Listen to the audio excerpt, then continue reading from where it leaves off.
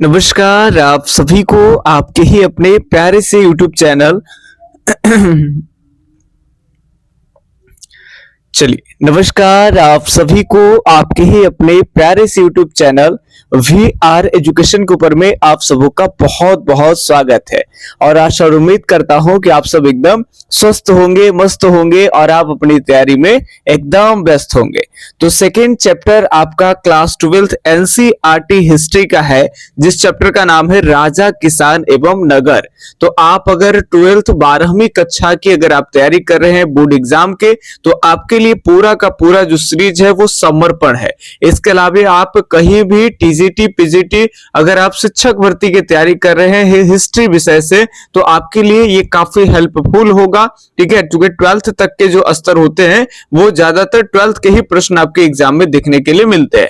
तो चलिए एनसीईआरटी का सेकंड चैप्टर के हम इंपॉर्टेंट एमसीक्यूज को देखें। इससे पहले हम लोग देखेंगे कि इसे दो खंडों में बांटे हैं। एक जो वैदिक काल से लेकर के मौर्य काल के आसपास तक के जितने भी टॉपिक्स है उसको एक जगह एमसीक्यूज रखे हैं।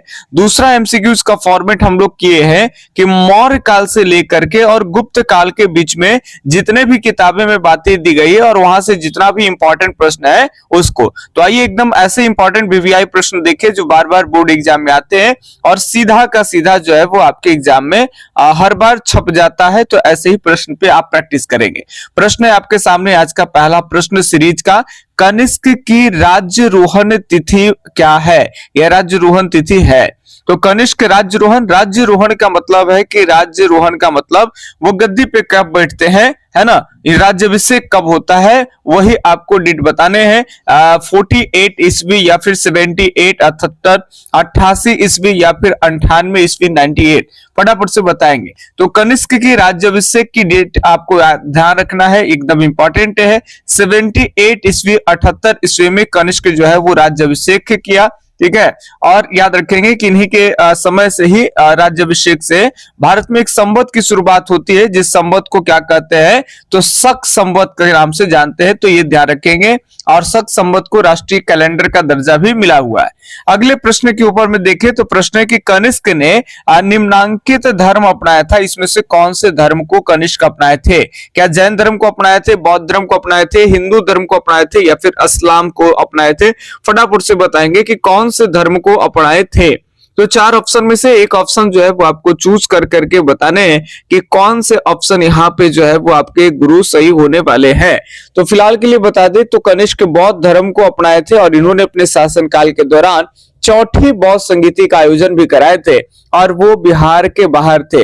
तो अब तक 3 बौद्ध संगीति का आयोजन बिहार में हुआ और कनिष्क के टाइम में जो चौथी बौद्ध संगीति का आयोजन हुआ वो बिहार से बाहर। तो आपको कमेंट करके बताने हैं कि बिहार के बाहर जो है वो किस राज्य में हुआ था और कौन से जगह पे हुआ था।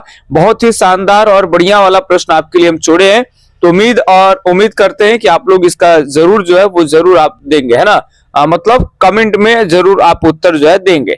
प्रश्न संख्या 3 है कि किस भारतीय शासक को नेपोलियन की संज्ञा दी गई है? क्या चंद्रगुप्त मौर्य को दिया गया, समुद्रगुप्त को, हर्षवर्धन को या फिर कनिष्क को? तो अगर हम बात कर लेंगे तो भारत में एक ऐसा शासक जिसे चंद्रगुप्त मौर्य जिन्हें नेपोलियन से कंपेयर किया गया है भाई, तो नेपोलियन, भारत का नेपोलियन कहा गया है वो है आपके समुद्रगुप्त, जिन्हें बिना बजाते हुए जो है वो दिखाया गया है, एक बहुत बड़े संगीत प्रेमी के रूप में भी बताया गया है। और ध्यान रखेंगे इन्होंने प्रयाग प्रशस्ति में हरिसेन के मदद से एक रचना भी कराया है। ये सारा कुछ आप पढ़े होंगे, है ना। तो चीजें को सबको याद रखना है, आपको वहां से सवाल भी आएंगे। अगले सवाल आपके सामने ये रहा, सवाल है कि गुप्तों के काल में कौन चीनी यात्री भारत आया था? फटाफट से बताएंगे कि गुप्त के काल में कौन चीनी यात्री भारत आए थे? वेनसांग आए थे, फाहियान आए थे, एतिसिंग आए थे? तो गुप्तों के काल में चीनी यात्री जो भारत में आए थे वो आपके फाहियान आए थे। बी ऑप्शन जो है एकदम सही हो जाएगा। नेक्स्ट क्वेश्चन की अगर हम बात करते हैं तो अगला प्रश्न ये रहा आपके सामने, प्रश्न संख्या 5 काफी हल्का है, इजी है। गुप्त वंश का संस्थापक कौन थे? क्या श्री गुप्त थे, घटोत्कच थे, चंद्रगुप्त थे या फिर चंद्रगुप्त द्वितीय थे? बताने फटाफट से कमेंट करके। एक बार और बताते चलेंगे कि जो भी चाहते हैं कि क्लास 12th का हिस्ट्री का कंप्लीट सिलेबस के साथ जो है सभी चैप्टर का चैप्टर वाइज सब्जेक्टिव ऑब्जेक्टिव एक साथ मिले, तो आपको केवल और केवल 99 रुपया में कंप्लीट हिस्ट्री का पीडीएफ मिल जाएगा। इसके अलावा कहीं से आपको बैच वगैरह करने की जरूरत नहीं पड़ेगी। आपके काम जो है ना केवल नोट से हो जाएगा। तो हिस्ट्री कंप्लीट चैप्टर है, इसमें कोई चैप्टर आपको बाकी नहीं है, सारी की सारी पे मेहनत हो गई है, काम हो गई है। केवल आपको उसको व्हाट्सएप पे लेके फोटो कॉपी करा करके 20-25 रुपए में आपको फोटो कॉपी के दुकान पे फोटो कॉपी वाले करके दे देंगे और उससे पूरा का पूरा थ्योरी पढ़कर उसका एमसीक्यूज लगा लेंगे, आपकी तैयारी वहीं से हो जाएगा। और कहीं से तैयारी कर रहे हैं तो आप प्रैक्टिस भी कर सकते हैं। तो इसके लिए आप मेरा नंबर नोट कर सकते हैं, लिखिए 8825 और 376 और 551। ठीक है, एक बार बोल देते हैं, किसी को वर्डिंग में प्रॉब्लम होगा तो 8825376551।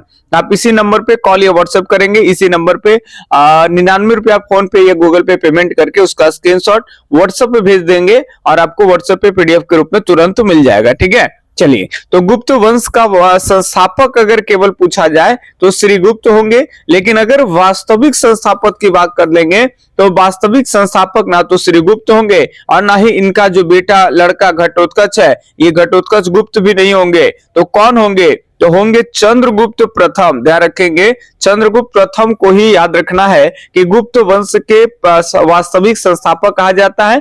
और केवल अगर संस्थापक कहेंगे तो सही जवाब आपका ए ऑप्शन जैसा कि प्रश्न में है। काफी हल्के और इजी प्रश्न है, कोई भारी नहीं है। जो बच्चे नहीं पढ़े हैं उनके लिए भारी हो जाता है, जो पढ़े हैं काफी इजी लग रहा होगा, है ना।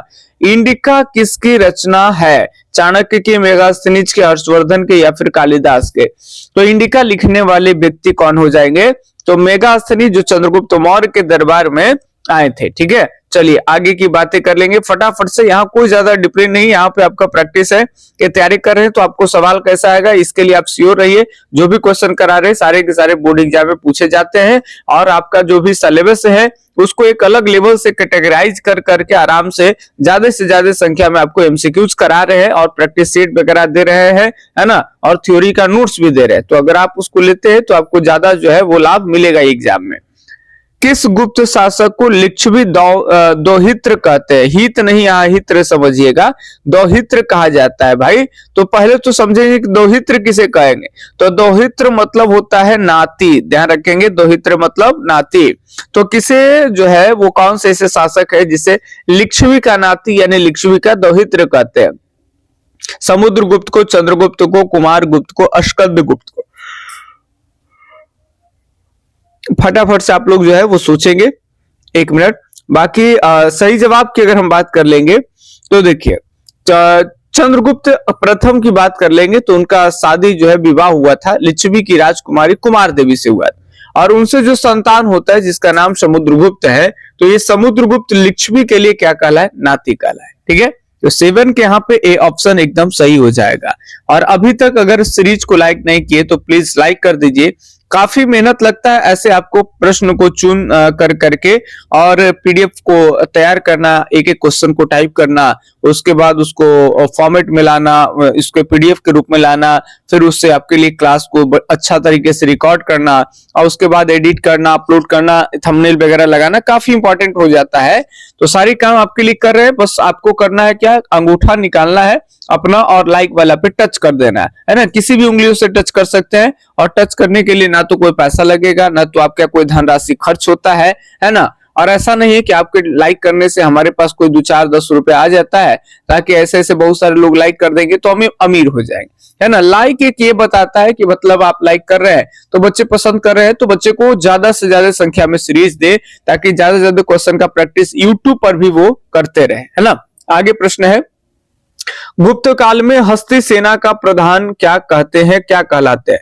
तो देखिए, गुप्त काल में जो हस्ती सेना के प्रधान है, ऐसे प्रश्न बहुत कम लोग कर पाते हैं, लेकिन बता दे, उसे कहते हैं महापिलुपति। एकदम महापिलुपति, पिलुआ पड़ी है ना, गांव में होता है ये पिलुआ पड़ी, वही महापिलुपति याद रखेंगे। सी ऑप्शन जो है वो एकदम सही हो जाएगा। अगले सवाल 2 ही प्रश्न और है, फटाफट से देखेंगे। सवाल है कि निम्न में से महिला संत थी, कौन महिला संत है? इसमें मीरा है, अंडाल है, कराइकल, अमयार है, इनमें से सभी। तो महिला की बात कर लेंगे तो सब है, मीराबाई के बारे में तो आप जानते ही होंगे भाई, है ना, राजस्थान के चित्र से है और कृष्ण की भक्ति में लीन, कृष्ण की दीवानगी, है ना। अंडाल के बारे में इनका तो और कहना नहीं है, ये तो मन ही मन इनको रात के सपना आ जाता है कि भाई सपना आ जाता है और रात को ही विष्णु जी से इनका विवाह हो जाता है, यह मन ही मन अपना पति मान लेती है। तो उसी तरह से कराइकल अम्मैयार की बात कर लेंगे तो ये कराइकल शॉर्ट में लिखा हुआ है, कराइकल अम्मैयार शिव जी के भक्त है और ये भी आपका ये दक्षिण से है। तो तीनों के तीनों महिला ही संत है, महिला संत पूछा जा रहा है, सही जवाब इनमें से सभी यानी डी ऑप्शन सही हो जाएगा। और जाते जाते आज का एक लास्ट प्रश्न जो है वो आपको करके जाना है, धम्म की शुरुआत किसने की थी? ये धम्म की शुरुआत कौन किए थे? चंद्रगुप्त मौर्य, चंद्रगुप्त विक्रमादित्य, अशोक या फिर कनिष्क? तो धम्म की शुरुआत जो है वो करने वाले व्यक्ति कौन है? तो प्रिय व्यक्ति ये अशोक है, ध्यान रखेंगे। अशोक जो है वो धम्म की शुरुआत की है बौद्ध धर्म में। तो ये 10 के जो है वो आपका सी ऑप्शन सही होगा। अशोक जो है तीसरी बौद्ध संगीति का आयोजन भी अपने शासनकाल के दौरान में करवाए थे, है ना। तो चारों बौद्ध संगीतियां ध्यान रखेंगे, कहाँ हुआ था ये याद रखेंगे, उसके अध्यक्ष कौन थे ये सारी बातें याद रखेंगे।